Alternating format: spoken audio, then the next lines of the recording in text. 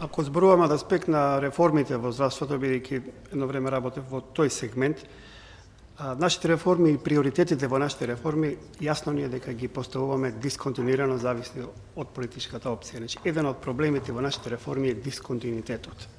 Во првиот период на реформите, после независноста, фокусот беше на клиничката медицина. Имаше еден мал период кога се постави и на јавното здравје, за да сега повторно во главном е фокусот на клиничката медицина. Веројатно тоа делува поатрактивно за политичарите, а и народот здравјето се уште го подразбира повеќе како медицина, а не повеќе од медицина.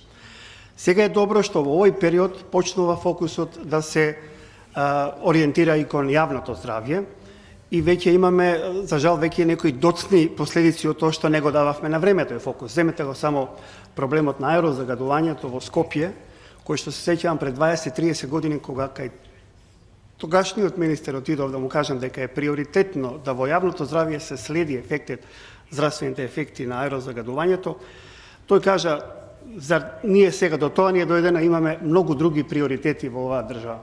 Сега дојдовме во ситуација да неодамна, работејќи на проект со Светската банка, објавивме студија во која што е проценката дека во Македонија годишно се трошат повеќе од 3 милиони евра за санација на последиците од аерозагадување, кој знаете дека е најдоминантно во Скопје, меѓутоа го има доста присутно, а го гледате и секој ден се објавуваат резултатите, посебно во оваа зимска сезона, и во другите градови. Значи, еве пример зошто кај се последиците од погрешно водена политика и дефокусирање. Во тој контекст, само што слета професор Даниелс од аеродром, он рече, ова е неверојатно загадено, позагадено од Мексико Сити.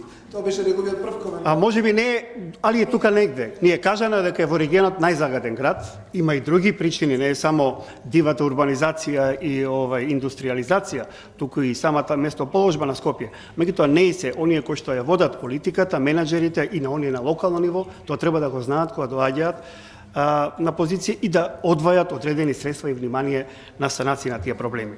Проблемот во социјалните детерминанти е можеби проблем, можеби предност што е интерсекторски проблем. Ние засега во студијата која што направивме колку е здравството присутно во другите сектори во државата, утврдивме дека е прилично минимално. Ако земете дека на една седница па и на влада се дискутира за здравје, сите мислат дека тоа проблем на министерот за здравство. Овие промени што сега ги правиме, ако успеат да влезат во системот, тогаш мислам дека ќе постигнеме да социјалните детерминанти на здравје бидат на топ на агендата не само на Министерството за здравство.